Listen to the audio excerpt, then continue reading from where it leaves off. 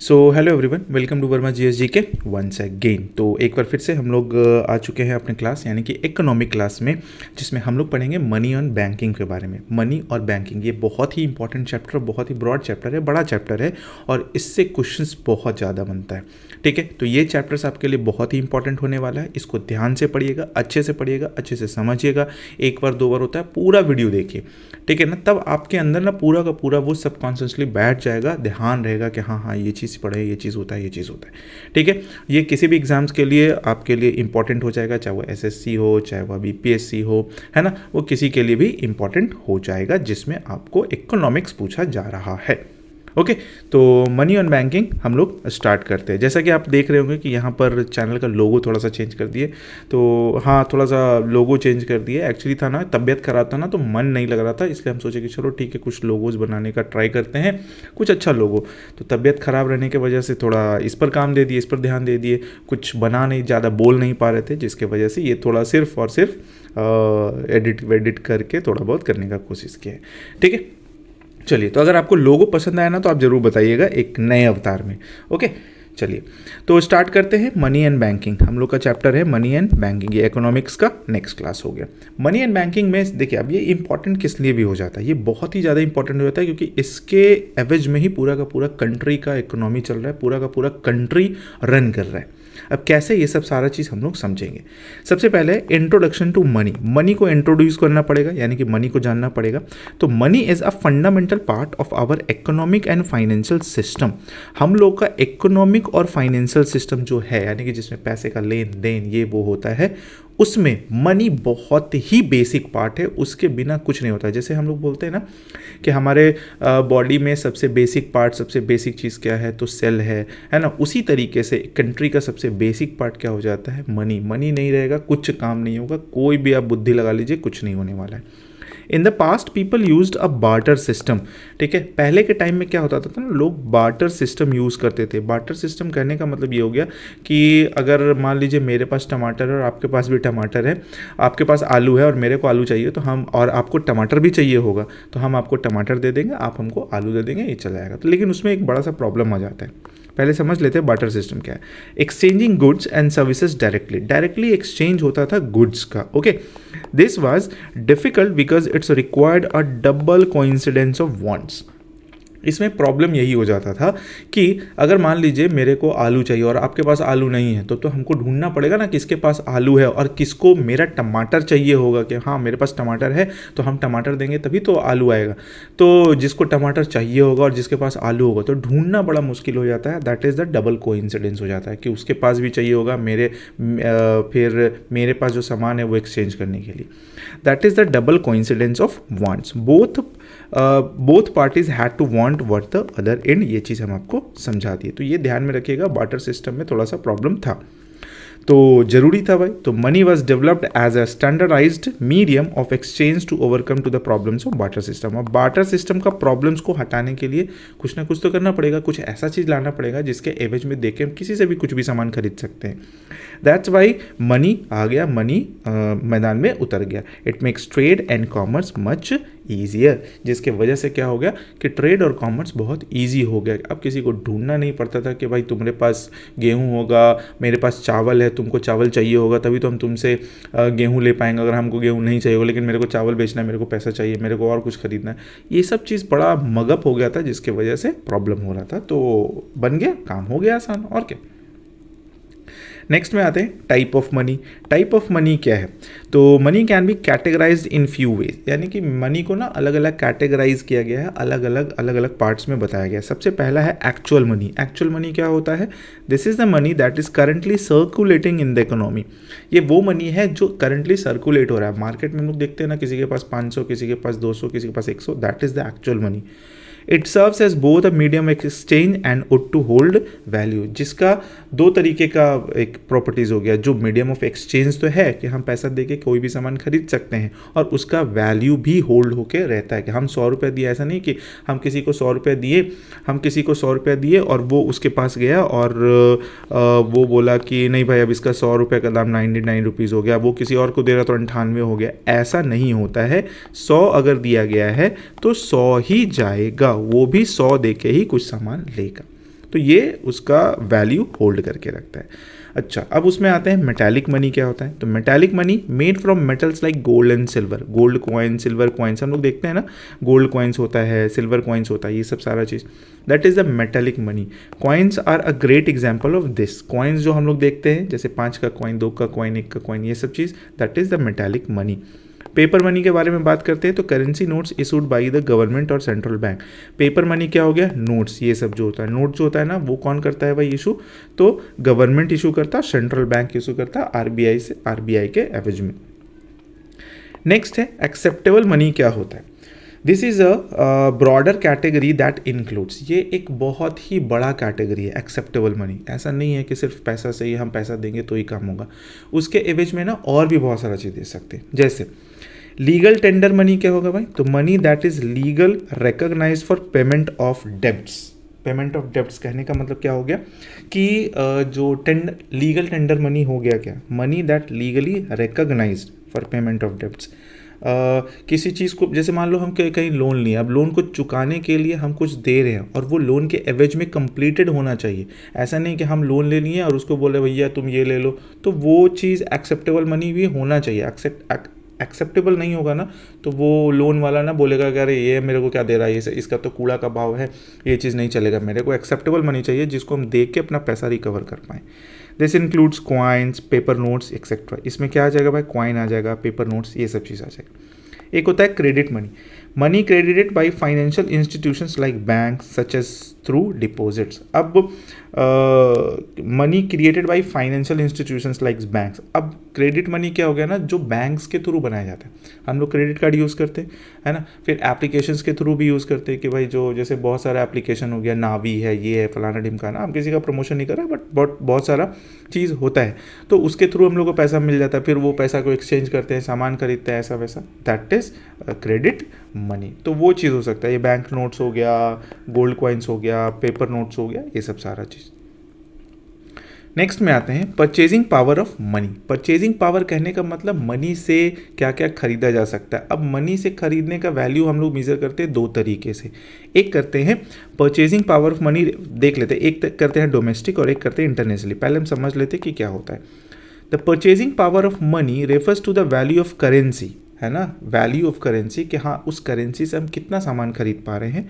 It is a number of goods and services you can buy with 1 unit of money. 1 unit of money से हम लोग कितना सामान खरीद पा रहे हैं, कोई भी चीज़, कोई भी तरह का गुड्स, कोई भी तरह का सर्विसेज कितना अपने ओन में ले पा रहे हैं।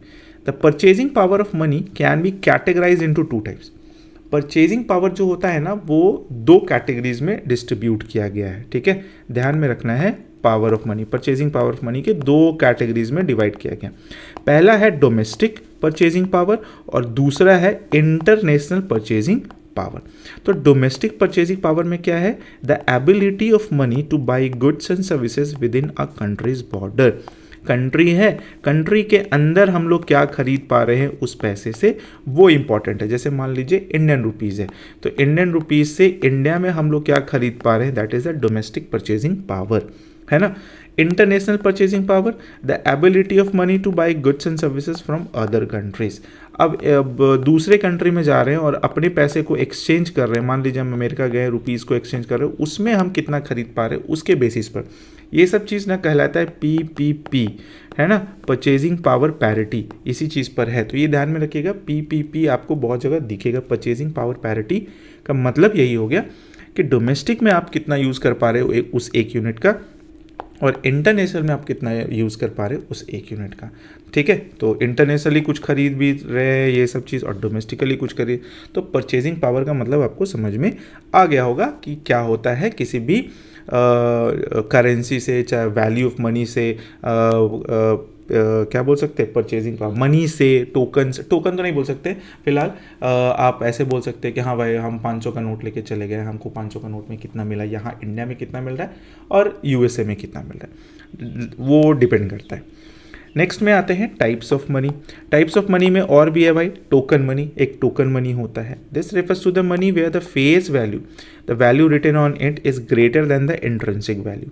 मतलब क्या हो गया कि टोकन है उस पर लिखा हुआ है 10 लेकिन इसका वैल्यू उससे कहीं ज़्यादा है। The value written on it is greater than intrinsic value, the value on the materials it's made of. जैसे एग्जांपल में ले लीजिए 100 रुपीज़ का नोट जो है, the paper it's printed on worth much less than 100। अब 100 रुपया का नोट जो है उस पर 100 लिखा हुआ है, इसका मतलब ये नहीं कि उस पेपर को बनाने में 100 रुपया लगा होगा, नहीं, उस पेपर को बनाने में 10 रुपया 15 रुपया लगा होगा, लेकिन उससे ज़्यादा हो गया, that is called the token money, है ना, वो टोकन मनी में आ गया। पेपर मनी का बात करते हैं तो पेपर मनी भी दो तरीके का, एक रिप्रेजेंटेटिव मनी और एक convertible paper money. Representative paper money का क्या मतलब होता है? This is paper money that is backed by N equivalent amount of gold और सिल्वर इन रिजर्व। मतलब क्या, एग्जाम्पल भी यहाँ पर लिखा हुआ है।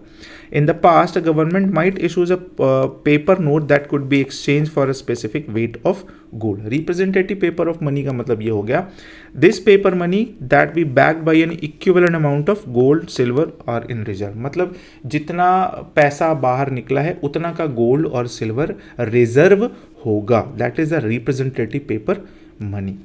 कन्वर्टिबल पेपर मनी क्या होता है? This can be converted into gold और सिल्वर ऑन डिमांड, है ना, कन्वर्टेड इनटू गोल्ड, यानी कि वैसा चीज़ जो लेके जाए और बोले कि हमको इसका गोल्ड या सिल्वर दे दो, that is the convertible paper money. A bank note that you could take to the bank and exchange for a gold coin. अब हम 500 रुपये का एक पूरा का पूरा बंडल लेके जाएंगे और बोलेंगे मेरे को इसका सोना चाहिए, तो वो दे देगा, that is convertible paper money. ठीक है, ध्यान में रखिएगा, एक्सचेंज हो जाता है गोल्ड कॉइन, ये सब चीज़ में। एक्सेप्टेबल मनी क्या होता है? जैसा कि हम बात किए थे लोन के टर्म में, एक्सेप्टेबल मनी क्या होता है? तो एक्सेप्टेबल मनी क्या हो गया? Legal tender money. Legal tender money मतलब लीगल होना चाहिए।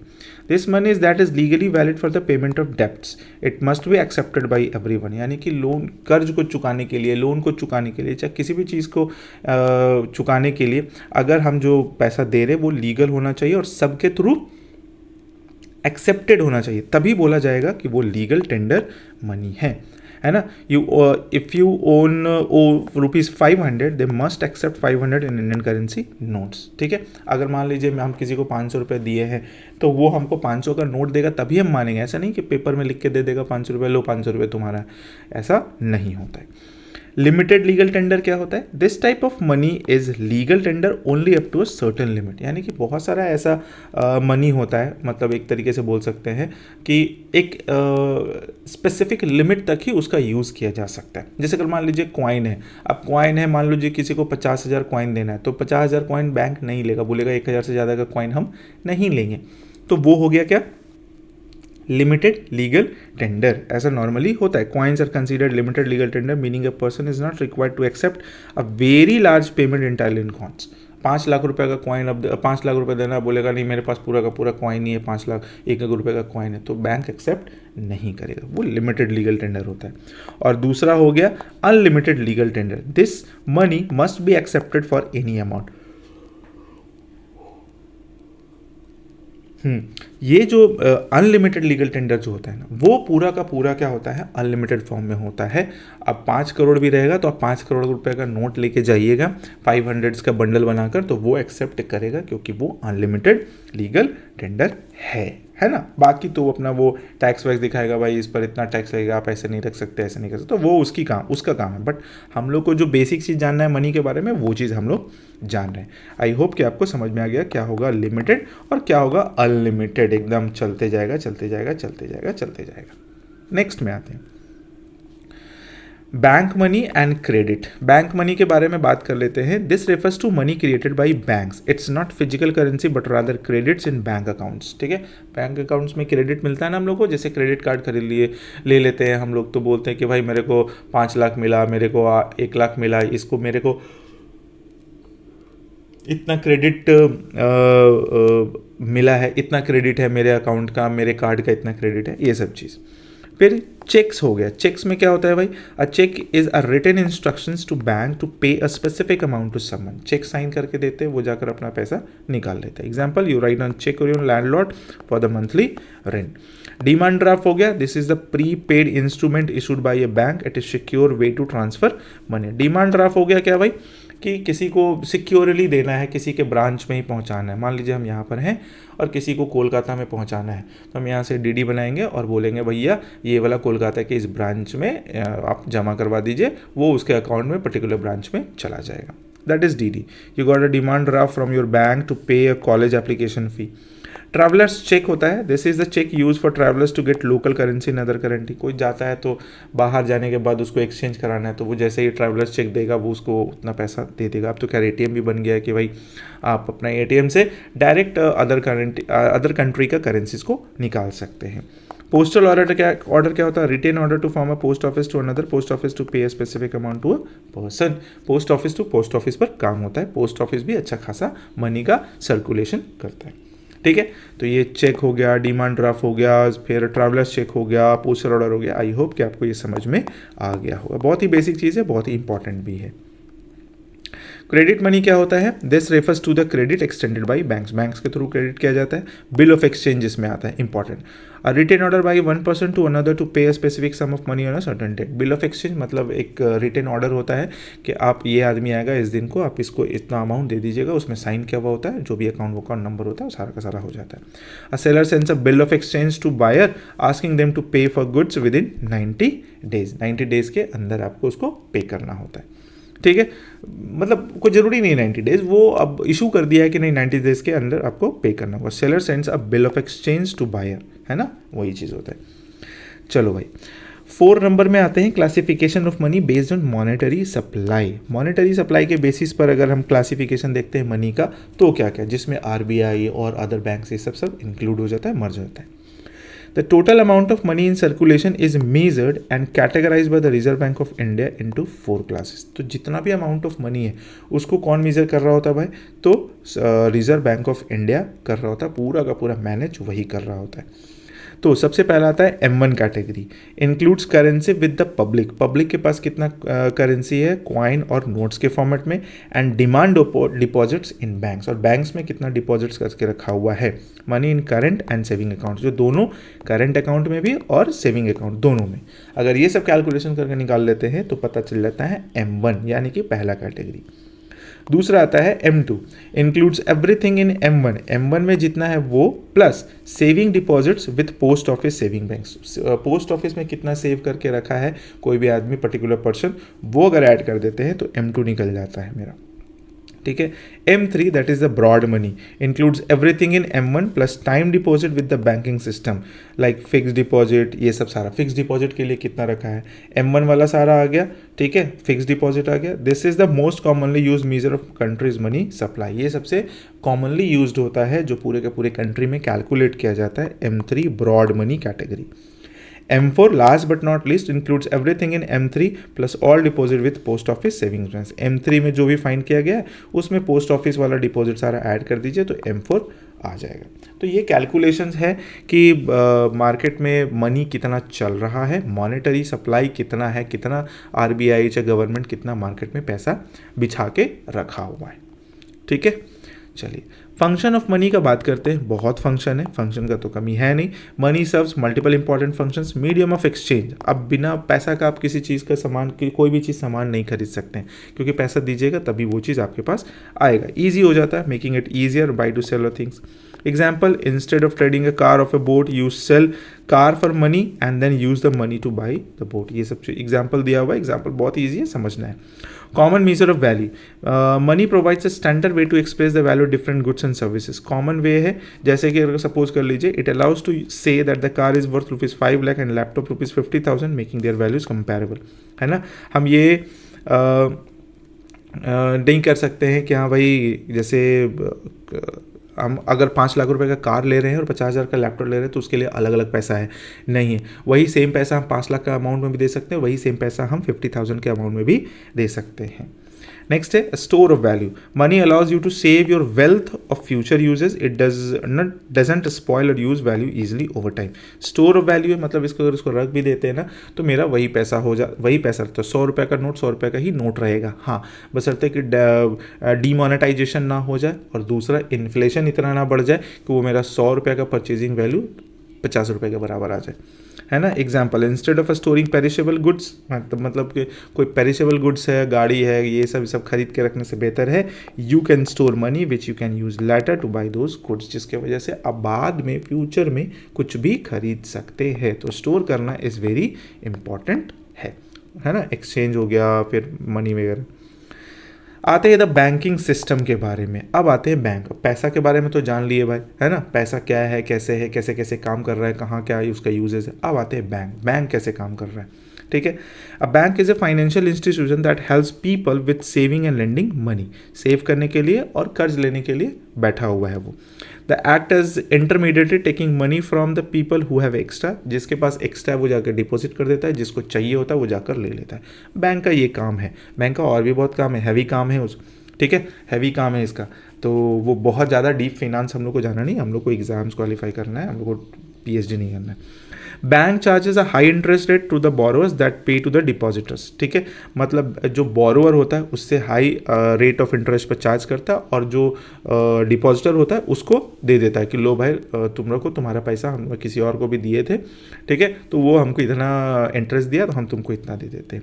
The difference between these two rates is called the interest spread, इसी को बोलते हैं interest spread, which is how the bank makes a profit, और यही होता है बैंक का प्रॉफिट। मान लीजिए आपका 1,000 रुपया है, वो किसी और को दे दिया है बोरो पर, ठीक है ना, 1,000 रुपया, और उससे बोला कि हम आपसे 7% का इंटरेस्ट, 12% का इंटरेस्ट लेंगे, तो 12 रुपया वो ले लिया, आपको वो 7 रुपये दे दिया, दैट इज़ 7% आपको दे दिया, और बोला कि लो भाई वो इंटरेस्ट इतना देता है, चाहे हम आपको इतना दे रहे हैं 7% का, बच गया कितना, 4 रुपये बच गया, तो 4 रुपया क्या कर लेगा, वो अपने पास रख लेगा, that is the profit of bank, ठीक है। ध्यान में रखिएगा, बैंक हो गया, फिर बहुत सारा डिपॉजिट कर रहा है, कार लोन ले रहा है, निकासी कर रहा है, ठीक है ना, रिस्क मैनेजमेंट है, और पूरा का पूरा इकोनॉमिक ग्रोथ भी है। देखो, accepting deposit, taking money from the public, है ना, मनी ले रहा है पब्लिक से, lending money, giving out loans, loan दे रहा है। फाइनेंशियल इंटरमीडिएशंस, मतलब क्या हो गया, facilitating the flow of money between savers and borrowers, वो सबके बीच में एक अच्छा कड़ी बना हुआ होता है।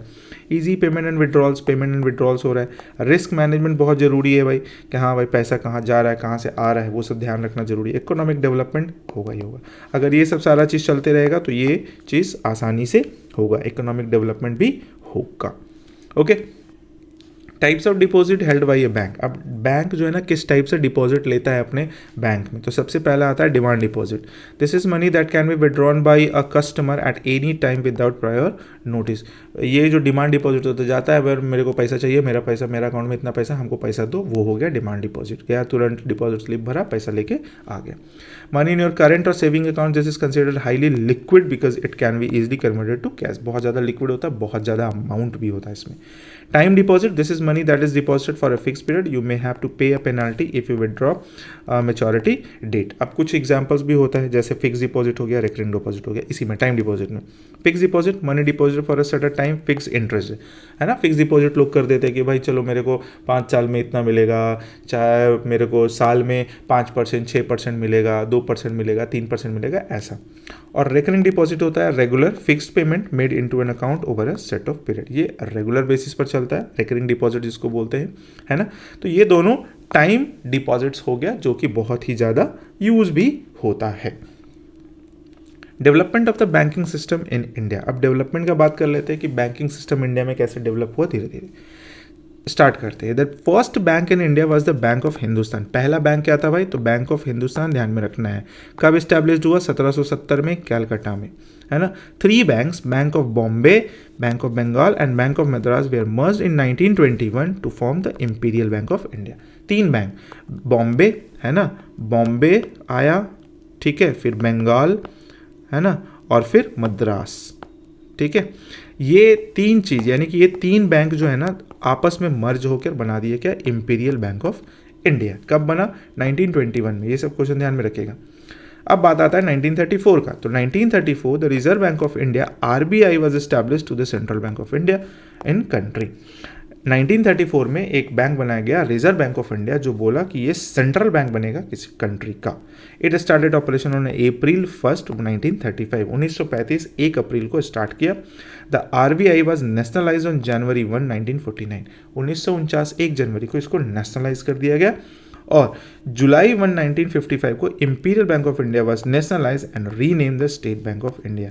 यही जो इंपीरियल बैंक ऑफ इंडिया जो था ना, कहा गया इंपीरियल बैंक ऑफ इंडिया, इसी को नेशनलाइज करके स्टेट बैंक ऑफ SBI का नाम दे दिया गया।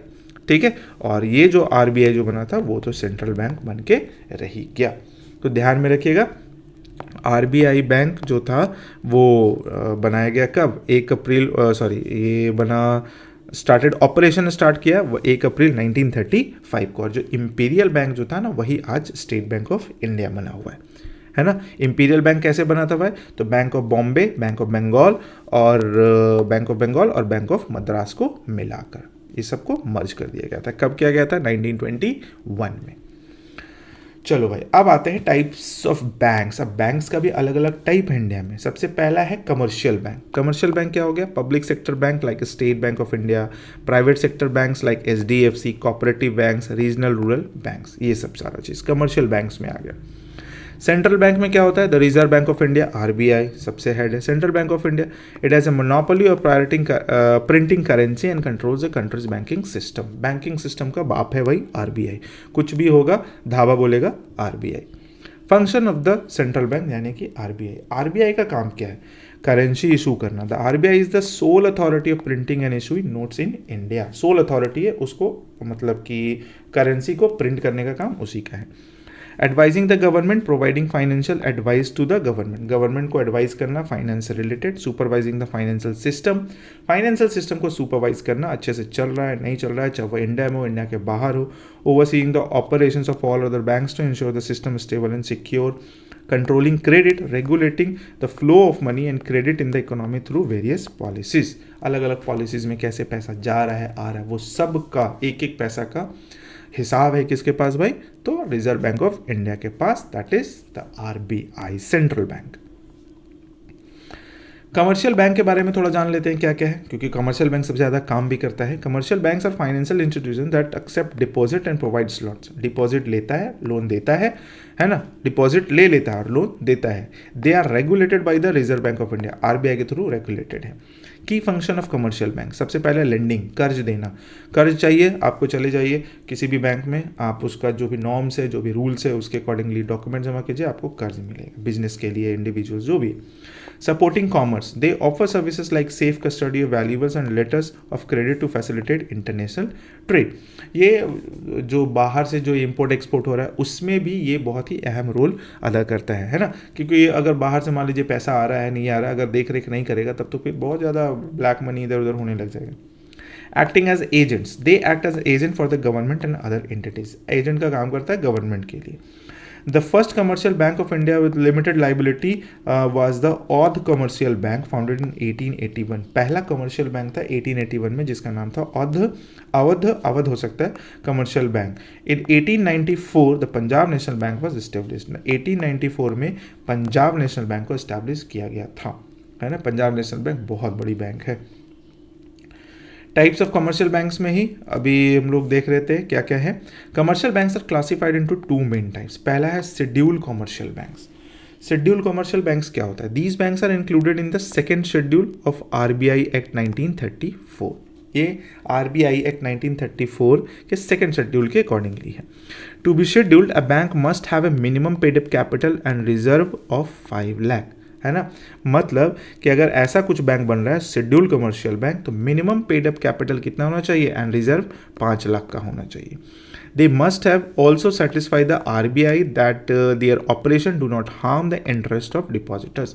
मतलब ऐसा होना चाहिए कि डिपॉजिटर जो पैसा जमा कर रहा है उसको कोई नुकसान नहीं होना चाहिए। ये सब का रेगुलेशन कौन करता है, RBI। तो RBI को सेटिस्फाई करना पड़ेगा। These bank must submit regular reports on their activities to the RBI। Regular report जमा करना होता है भाई कि ऐसा ऐसा हो रहा है, ऐसा ऐसा हो रहा है, ऐसा ऐसा हो रहा है, ठीक है। फिर ज़रूरत पड़ता है तो RBI उसको फंडिंग करता है, देता है, चलो भाई तुम मेरे से कुछ पैसा ले लो, काम करो, ये चीज़ है। नॉन शेड्यूल्ड कमर्शियल बैंक में these banks are not include in the second schedule of the RBI act. ये RBI एक्ट 1934 में शेड्यूल्ड नहीं है, मतलब उसमें इंक्लूड नहीं किया गया। They are not required to maintain cash reserve requirements with the RBI. RBI के अकॉर्डिंगली इसको कोई कैश रिजर्व रखने का चाहिए, वो मेंटेन करने का जरूरत नहीं है। They can borrow from RBI for normal banking purposes but may face stricter conditions for emergency loan. ये डायरेक्ट मांग सकता आरबीआई से कि भाई मेरे को लोन का ज़रूरत है, आप लोन दे दो, फिर हम आपको दे देंगे आपका जो इंटरेस्ट रेट है उसके बेसिस पर, ठीक है। लेकिन अगर कुछ और कंडीशंस है ना, इमरजेंसी लोन चाहिए होता है, मान लीजिए किसी बैंक को इमरजेंसी लोन चाहिए होगा, एसबीआई को इमरजेंसी लोन चाहिए होगा 5 लाख करोड़ का, तो किससे मांगे हुआ है, तो आरबीआई के पास। तो आरबीआई के पास जाइएगा, भाई इतना आसानी से कैसे दे देंगे, जो भी है सारा नॉर्म्स, और वो जो होता है ना स्ट्रिक्टर कंडीशंस होता है भाई, कि भाई ऐसा ऐसा है, ऐसा है, आपको देना पड़ेगा, तो वो चुकाता है, फिर देता है ना, ऐसे ही चलता है। तो नॉन शेड्यूल्ड कमर्शियल और शेड्यूल्ड कमर्शियल बैंक हो गया।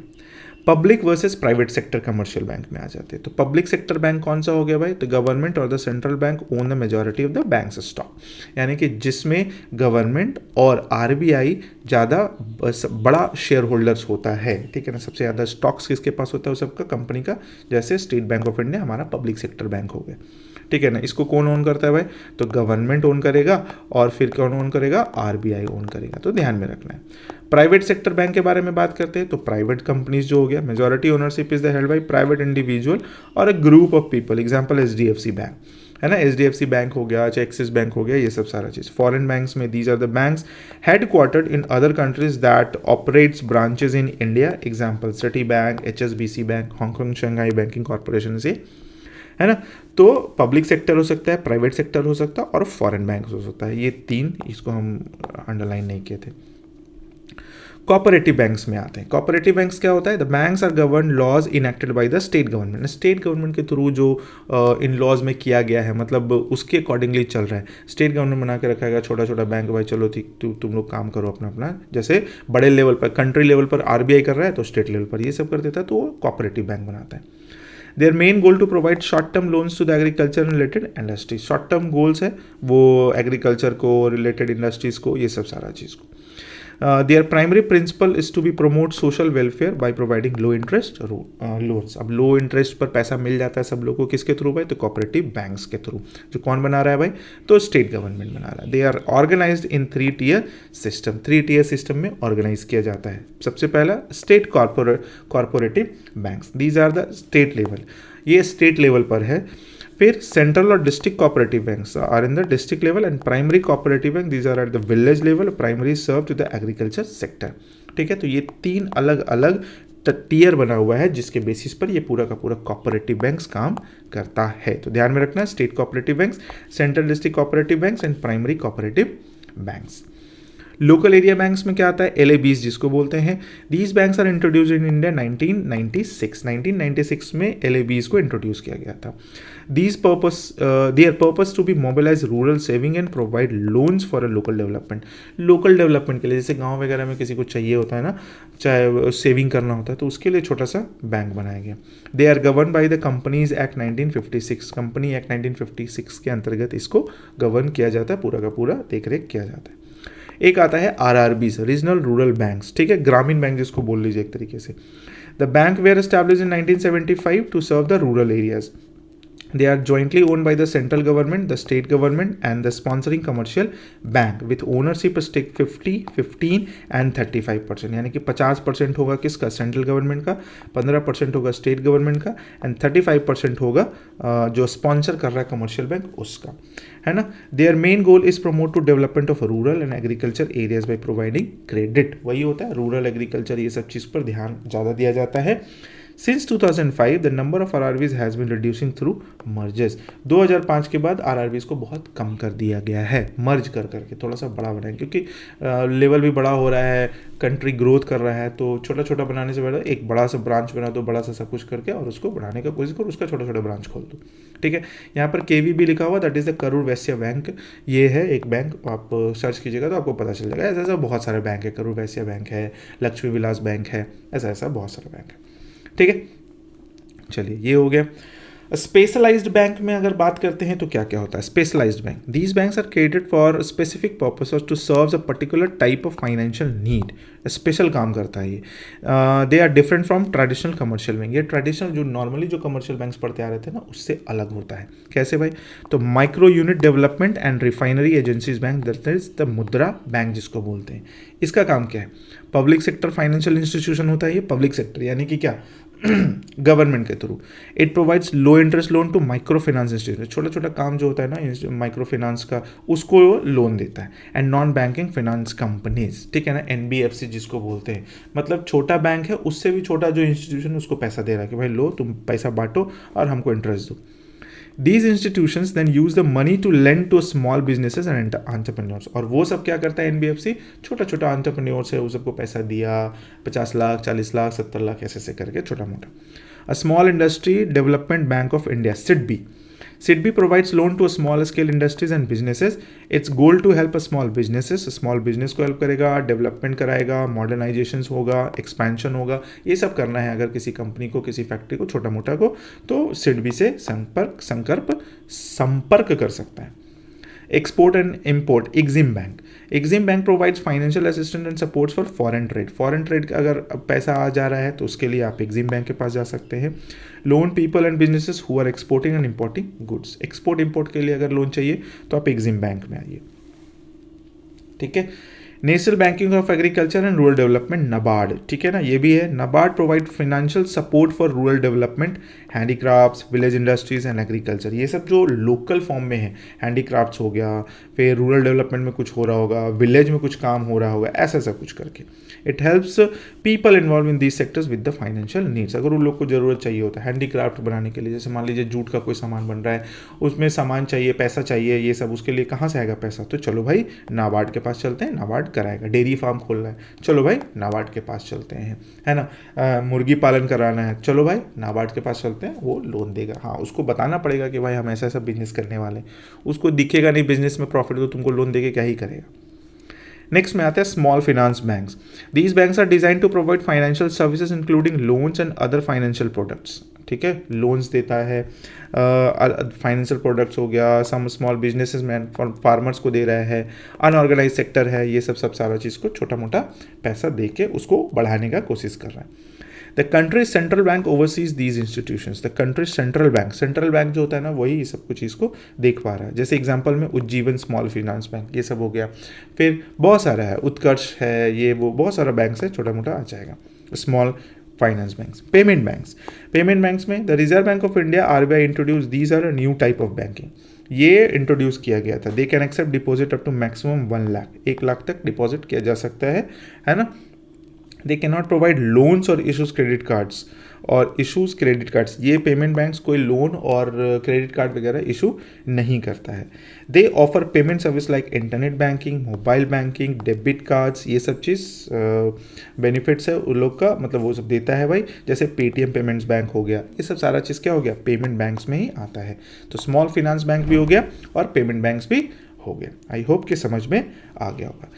Nationalisation of bank, nationalization is the process where the government takes ownership of the private bank. अब प्राइवेट बैंक को अगर अपने कब्जे में लेना, कब्जे करने का मतलब उसको मान लो वो नीचे जा रहा धीरे धीरे, जैसे एग्जांपल ले लीजिए आप यस बैंक का, ठीक है ना, ये सब चीज़, तो यस बैंक नीचे जा रहा है, भगवान नहीं सॉरी गवर्नमेंट बोलेगा कि चलो हम कैप्चर कर लेते, इसको हम ले लेते, खरीद लेते, तो वो खरीद लेगा, फिर उसको बढ़ाएगा, चाहे बेच देगा, जो भी करना है। The Indian government issued an ordinance in 1969 to nationalize 14 major commercial bank. 1969 में 14 मेजर कमर्शियल बैंक्स को ये ऐसा करके किया गया था, ऑर्डिनेंस बनाया गया था। इन 1980 6 मोर बैंक वेयर नेशनलाइज, 1980 में 6 और बैंक को नेशनलाइज कर दिया गया। मर्जर ऑफ बैंक्स क्या होता है, जैसे मर्जर ऑफ एसबीआई एंड महिला बैंक। अब महिला बैंक और एसबीआई बैंक को मिलाया गया, मर्जर हुआ। The State Bank of India was formed in 1921 by merging 3 presidencies bank, Bank of Bengal, Bank of Bombay, Bank of Madras। Bengal, Bombay और मद्रास को मिलाकर बनाया गया स्टेट बैंक ऑफ इंडिया। भारतीय महिला bank which was established in 2013 to serve women was merged with SBI in 2017। 2013 में बना भारतीय महिला बैंक, ठीक है ना, जो वुमेन को सर्व करता था, बट 2017 में उसको भी मर्ज कर दिया गया, किसके साथ, एसबीआई के साथ। तो SBI become one of the top 50 largest bank in the world, और एसबीआई जो है ना पूरे वर्ल्ड में टॉप 50 बैंक्स में आता है, पूरे वर्ल्ड में टॉप 50 बैंक्स में जो भी है। मर्जर ऑफ अदर बैंक्स में अगर बात करते हैं तो इन 2008 the bank of Baroda merge with the Maharaja of Baroda foundations. 2008 में बैंक ऑफ बड़ौदा मर्ज हो गया महाराजा ऑफ बड़ौदा फाउंडेशंस के साथ। इन 2010 में द विजया बैंक एंड देना bank merge with the bank of Baroda, है ना, ये बैंक ऑफ बड़ौदा में मर्ज कर गया विजया बैंक एंड देना bank. This merger created the third largest public sector bank, ठीक है, ये मर्जर हुआ ना तो बैंक ऑफ बड़ौदा जो हो गया ना वो third largest public sector bank बन गया। Recently, the government has merged several public sector banks to create fewer, larger and stronger banks. अब कुछ और भी ऐसा कहा जा रहा है, चाहे रिसेंटली में और भी कुछ किया ही जाएगा, जिससे क्या हो जाएगा, बैंक कम हो जाएगा, बड़ा हो जाएगा, लार्जर हो जाएगा और स्ट्रॉन्ग हो जाएगा। तो ये चीज़ सबके लिए मर्जर किया जाता है, ठीक है। तो आई होप कि आपको ये पूरा का पूरा कहानी बैंक्स का, कमर्शियल बैंक्स का, private bank, public sector bank, money, ये सब चीज़ समझ में आ गया होगा, ठीक है। अब हम लोग पढ़ेंगे आरबीआई, जो कि होगा हम लोग का नेक्स्ट वीडियो में। आरबीआई भी बहुत इंपॉर्टेंट है, यहाँ से भी बहुत सारे क्वेश्चंस आता है। आरबीआई के बारे में पूरा का पूरा डिटेल करेंगे कैसे आरबीआई काम करता है, ठीक है। तो आई होप कि आपको ये पूरा का पूरा वीडियो अच्छा लगा। अगर वीडियो अच्छा लगा तो वीडियो को लाइक कर दीजिएगा, सब्सक्राइब नहीं किए तो सब्सक्राइब भी जरूर कर दीजिएगा। हम थोड़ा लेट वीडियो बना पा रहे हैं क्योंकि हम थोड़ा सा तबीयत ठीक होता है तो हम बना लेते हैं, है ना, ऐसा ही करके कोशिश कर रहे हैं। और एक चीज़, नया लोगो जो इंट्रोड्यूस किए हैं आज इस वीडियो से, तो आप बताइएगा कमेंट सेक्शन में कि ये लोगो आपको कैसा लगा, ठीक है। तो चलिए मिलते हैं नेक्स्ट वीडियो में आरबीआई के साथ। तब तक के लिए thank you so much, take care, bye bye.